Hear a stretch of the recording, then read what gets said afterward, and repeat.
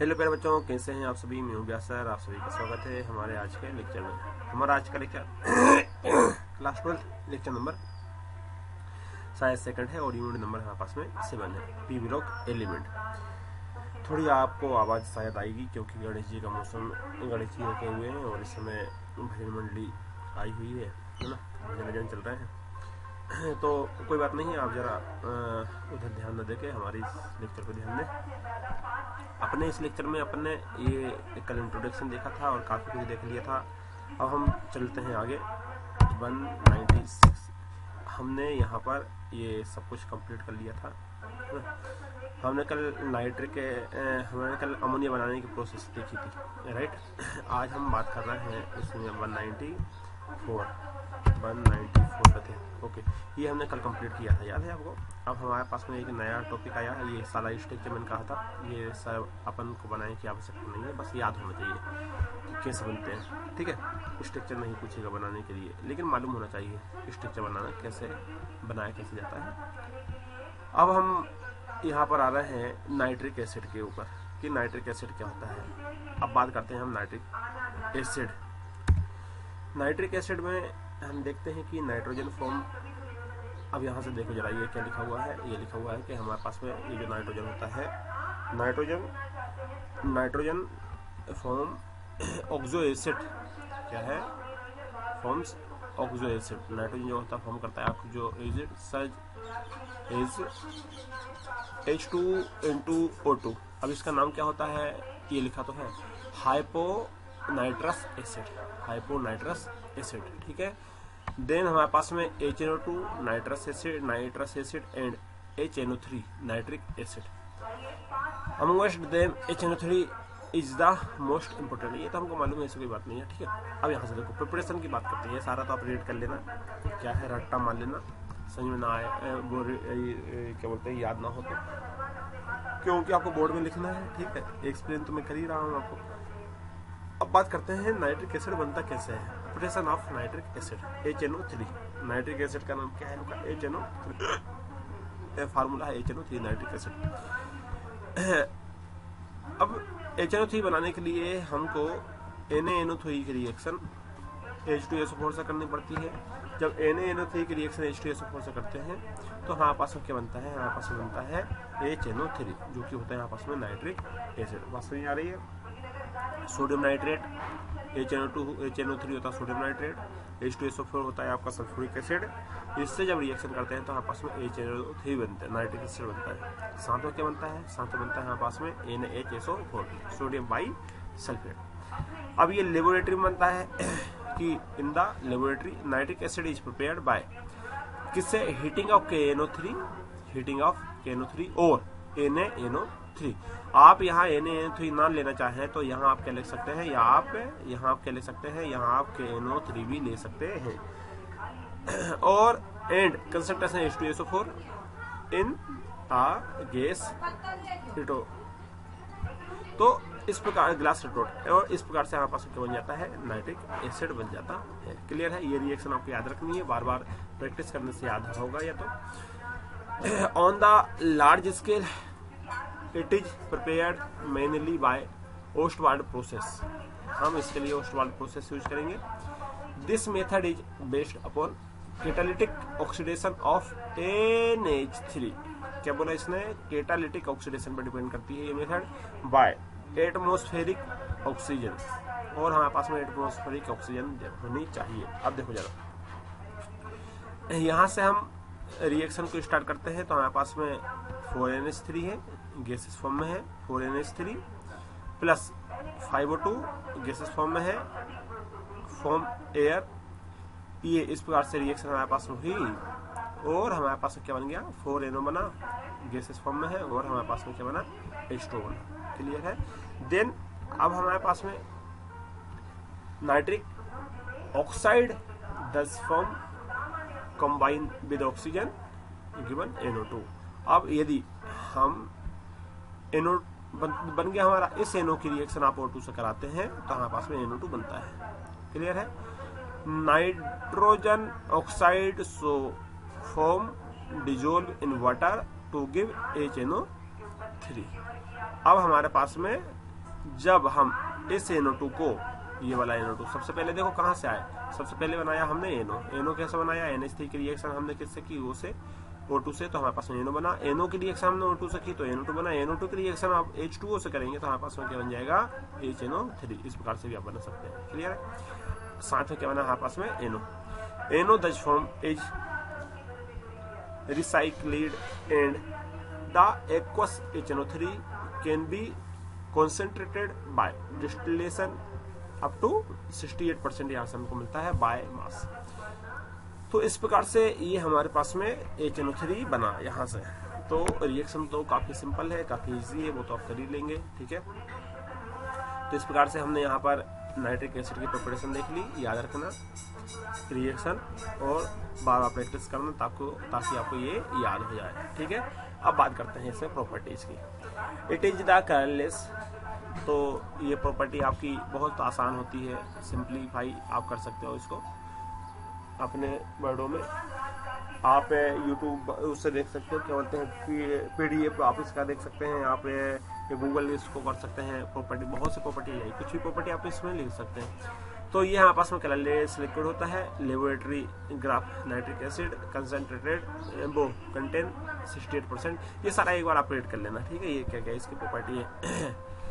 इन यहाँ इस प्रकार से एक रिएक्शन हो रहा है यहाँ पर। In aqua solution nitric acid behave as a strong acid, okay, ठीक है, इसको याद रखना। हमारे पास में एक्वा सॉल्यूशन में नाइट्रिक एसिड जो होता है वो कैसे स्ट्रॉन्ग एसिड के जैसे काम करता है। Given hydronium and nitrate ion, तो इस प्रकार से ये हमारे पास में किसकी मैं बोला, एक्वा सॉल्यूशन। तो एक्वा सॉल्यूशन मतलब वाटर मिला हुआ है, तो HNO3 aqueous plus H2O liquid लिया आपने, तो हमारे पास में क्या बना, H3O प्लस बना और NO3 माइनस निकल गया। अब यहाँ से इसने बोला स्ट्रॉन्ग एसिड है, एसिड क्या करता है, H प्लस निकालता है, तो इसने H प्लस निकाला, किसने, इसने H प्लस निकाला, और H2O ने क्या किया, उस H प्लस को अपने पास ले लिया। बात समझ में आ रही है। H2O ने उस H2O को ये यहाँ से H3 बन गया। H3 कैसे बना, H3 इसलिए बना क्योंकि ये H2O था, H2O ने यहाँ से क्या ले लिया, H प्लस ले लिया। यहाँ से जब H प्लस चला गया, क्योंकि एसिड है H प्लस जाएगा, तो इसकी आदत बेकार होती है H2O की, H2O ने क्या बना लिया, यहाँ पर H3O प्लस बना लिया। इससे प्रूफ होता है कि हमारे पास में एक्वस फॉर्म में, देखो उसने लिखा था ना एक्वस सॉल्यूशन, तो ये AQ लिखा हुआ है। AQ मतलब क्या हुआ, AQ मतलब ये हुआ कि ये एक्वस सॉल्यूशन की बात कर रहा है, क्लियर है। ये एक्वस सॉल्यूशन मतलब AQ। इस प्रकार से ये हमारे पास में रिएक्शन हुई कंप्लीट। अब बात करते हैं इसी में आगे। अब आगे कुछ रिएक्शन और है, जैसे कॉपर। अच्छा, अब एक बात और देखो, यहाँ पर आपको याद होगा कि मैंने आपको क्लास 11th में HNO3 के विषय में कुछ इंपोर्टेंट बातें लिखवाई थी कि जब HNO3 आपके पास में डाइल्यूट होता है तो हमारे पास में फिक्स रिएक्शन में ये बनता है। जब हमारे पास में HNO3 कंसनट्रेटेड होता है तो फिक्स रिएक्शन में हमारे पास में NO2 बनता है। जब HNO3, देखो HNO3 हमारे पास में अगेन क्या है, डाइल्यूट है, लेकिन मैंने बोला था आपके पास में ये जिंक के साथ में काम नहीं करता है, जिंक के साथ में काम नहीं करेगा, इसलिए यहाँ पास में NO2 बना, नहीं तो क्या बनता है यहाँ पास में NO बनता, ठीक है। लेकिन जिंक के साथ ये काम नहीं करता है, इसलिए यहाँ पास में क्या बना, N2O बना। क्या बना यहाँ पास में, N2O बना। Zn यदि हम कॉन्सेंट्रेटेड जिंक के साथ ले लें तो यहाँ पास में बनता है NO2। क्या बनता है यहाँ पास में, NO2। इसमें तो इसने काम करता है, इसी में ये काम करता है। देखो यहाँ भी कंसेंट्रेटेड है तो क्या बना, NO2। यहाँ भी कंसेंट्रेटेड है तो क्या बना, NO2। लेकिन डाइल्यूट में ये जिंक के साथ काम नहीं करता है, ठीक है। बाकी हमारे पास यहाँ से 4 है जिसके साथ ये काम नहीं करता है, तो 4 में से पहला हुआ जिंक, बाकी 3 मैं आपको बता दूंगा, अभी मेरे को याद नहीं है, आगे आएगा पढ़ते हुए मैं आपको समझा दूंगा, ठीक है। तो इस प्रकार से ये रिएक्शन होती है। तो ये तो फिक्स रिएक्शन है, ये वाली ये तो आपको बनना है, ये तो फिक्स है, ये बनना है आपको, ये फिक्स है, ये बनना है आपको। याद है मैंने आपको 11th में ये पूरी लिस्ट लिखाया था, नाइट्रोजन वाला, HNO3 वाला, वो आपको यहाँ काम आएगी। अब Cu के साथ HNO3 की रिएक्शन की तो हमने क्या देखा, यहाँ पर क्या बनाया, यहाँ पर बनाया CuNO3। Cu के साथ HNO3 की रिएक्शन की तो क्या बनाया आपका, CuNO3, ठीक है। तो इस प्रकार से क्यूप्रस नाइट्रेट बना यहाँ पर, और यहाँ भी क्या बना आपस में, क्यूप्रस नाइट्रेट बना। तो ये रिएक्शन आप कर लेना, ठीक है। जिंक के साथ रिएक्शन हुई, जिंक नाइट्रेट बना, यहाँ भी जिंक नाइट्रेट बना। तो तो ये तो फिक्स है, बस ये याद रखना कि निकला क्या है। यहाँ से पानी निकलेगा, ये निकलेगा, यहाँ से ये निकलेगी, इतनी बातें आपको याद रखनी है। बात समझ में आ रही है? फंडा क्लियर है? तो HNO3 इस प्रकार से यहाँ पर रिएक्शन कंप्लीट हो जाती है। अब उसी प्रकार से I2 के साथ रिएक्शन करेंगे। देखिए HNO3 की रिएक्शन हमने की तो हमारे पास में क्या बना, NO2 बना। मैंने आपसे कहा था कि यदि कुछ लिखा नहीं दे, यदि आपके पास में कुछ लिखा नहीं दे, इसका मतलब ये हुआ कि वो कंसंट्रेटेड की बात कर रहा है। याद है? आपके नोट्स निकालो क्लास 11 के, जो कि मैंने माइंड मैप करके बुक बनवाया था, उसमें होगा शायद आपका। तो जब आपका कुछ दिखाई नहीं दे, लिखा हुआ ना हो, तो उसका मतलब ये हुआ कंसंट्रेटेड है। देखो ये फिक्स हुआ, H2O ये तो फिक्स निकलेगा, इसके साथ ही आपके पास में फिक्स निकलेगा, यहाँ पास में फिक्स निकला, यहाँ पास में फिक्स निकला, और यहाँ पास में फिक्स, ये सारा फिक्स होगा आपका। क्लियर है? बात समझ में आ रही है? फंडा क्लियर है? बहुत बढ़िया। इस प्रकार से यहाँ पास में हुआ। अब देखो I का रिडक्शन, I का ऑक्सीडेशन होकर क्या बना है, HiO3 याद है, ये मैं आपको करवाया था। ये H2SO बनता है, ये H3PO4 बनता है। तो ये सारी बातें इनऑर्गेनिक रिएक्शन के आपको पहले बता दिया था कि ये किस प्रकार से बना करते हैं। अब बात करते हैं आयन की। वही बात है, देखो इसमें कुछ नहीं है, इसमें आयन दिया हुआ है, बाकी तो यहाँ पर है नहीं है कुछ। तो यहाँ से Ab+2 का ऑक्सीडेशन हो गया, समझना।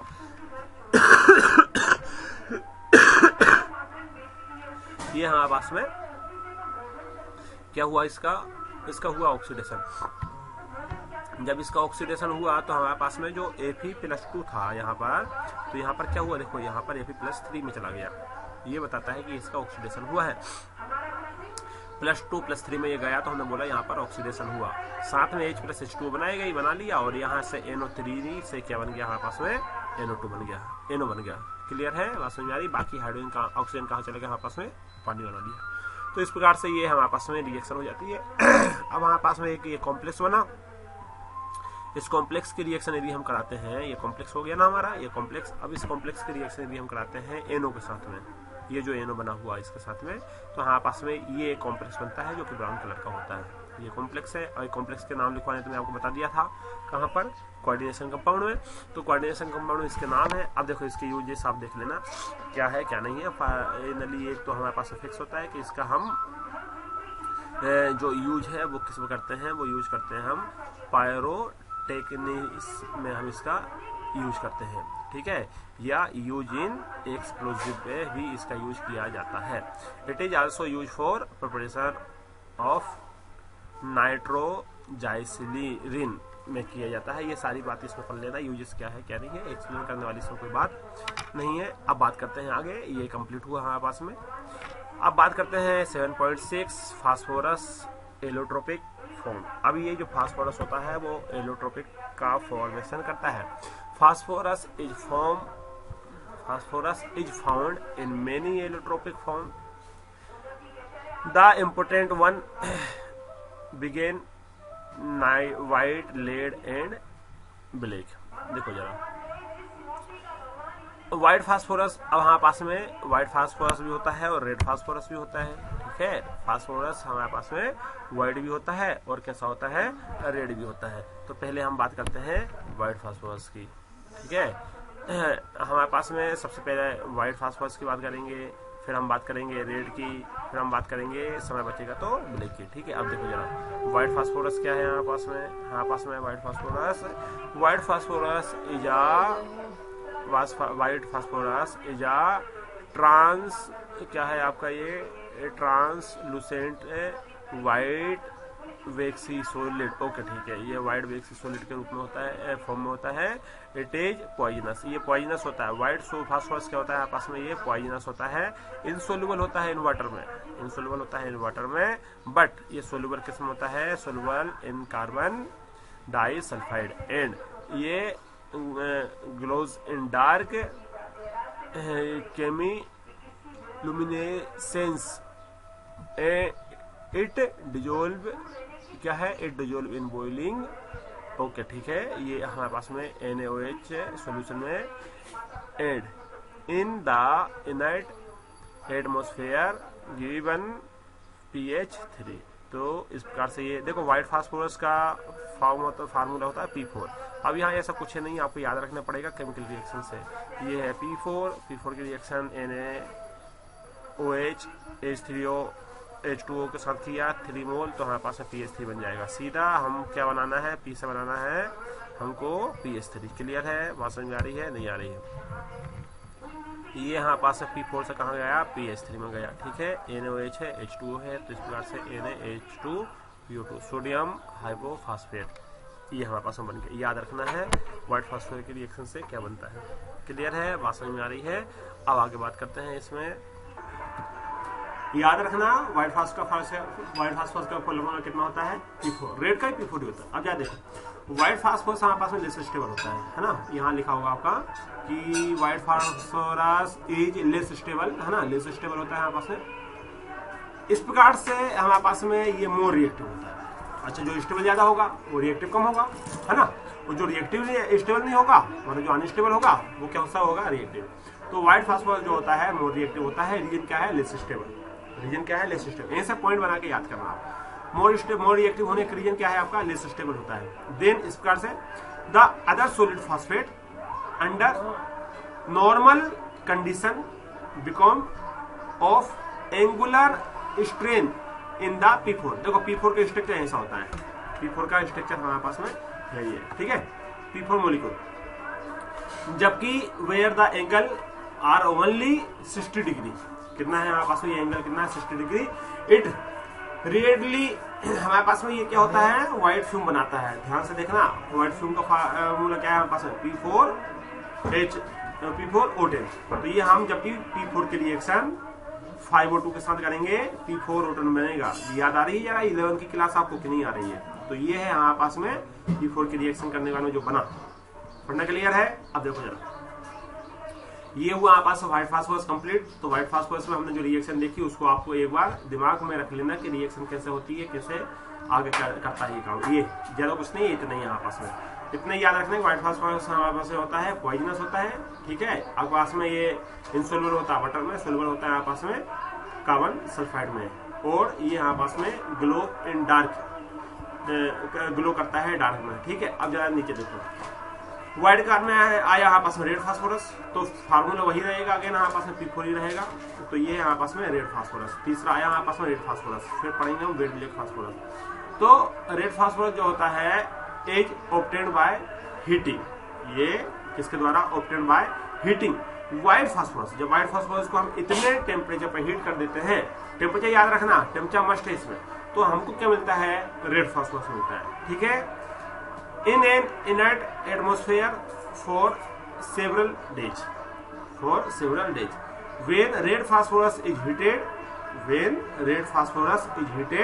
under high pressure, so हमारे पास में a series of phase of black phosphorus is formed। अब यार ध्यान से देखना, अब हमारे पास में ब्लैक फास्फोरस बनेगा, लेकिन कब, हाई टेम्परेचर पे यदि हम हीट करते हैं तो हमारे पास में क्या सा ब्लैक फास्फोरस बनता है। रेड फास्फोरस प्रोसेस, ये देखो रेड फास्फोरस क्या रखता है हमारे पास में, आयन ग्रे लिस्ट्रे। It is odourless, non poisonous and insoluble in water. ये हमारे पास में कैसा होता है, रेड फास्फोरस की बात हो रही है, ये पॉइजनस नहीं होता है, ऑर्डरलेस होता है, और हमारे पास में नॉन पॉइजनस होता है, ठीक है। इनसोल्युबल भी होता है वाटर में, as well as in carbon disulphide में भी क्या होता है, इनसोल्युबल होता है chemically. Red phosphorus is much, अब यहाँ से देखो जरा नेक्स्ट पैराग्राफ देखो आप जरा, ये क्या दिया है यहाँ से उसने बोला है कि red phosphorus is must less reactive than white phosphorus. It does not give in the dark, it does not glow in the dark, ठीक है, ये डार्क में ग्लो नहीं करता। तो इस प्रकार से यहाँ पास में रेड फास्फोरस है, कुछ बातें हैं, इसको आपको रीड कर लेना है, इसमें समझने वाली बात कोई नहीं है। अब आप ये नहीं कह सकते सर ये पॉइजनस क्यों होता है, क्यों नहीं होता है। अब भाई अब उसमें उन्होंने प्रैक्टिकल करके देखा ये पॉइजनस नहीं होता है, तो उन्होंने बोल दिया पॉइजनस नहीं होता है, ठीक है, बात समझ में आ रही है। अब हम बात करते हैं ब्लैक फास्फोरस की। तीसरा बचा है, आखिरी बचा है यहाँ पास में ब्लैक फास्फोरस। तो ये है यहाँ पास में ब्लैक फास्फोरस। अब देखो जरा, ब्लैक फास्फोरस जो होता है, ब्लैक फास्फोरस है 2 फॉर्म। अब यहाँ हमारे पास में ब्लैक फास्फोरस का 2 फॉर्म बनता है। एक बनता है अल्फा ब्लैक फास्फोरस और एक बनता है आपस में beta black phosphorus. Alpha black phosphorus जो होता है वो हमारे पास में जब रेड फास्फोरस को हीट करते हो तब बनता है। देखो जरा, रेड फास्फोरस को आपने हीट दिया तो हमारे पास में क्या बनेगा, अल्फा ब्लैक फास्फोरस। लेकिन हीट कब देना पड़ेगा, हीट देना पड़ेगा आपका कितने टेम्परेचर में, 803 केल्विन में। It can sublimated in air and has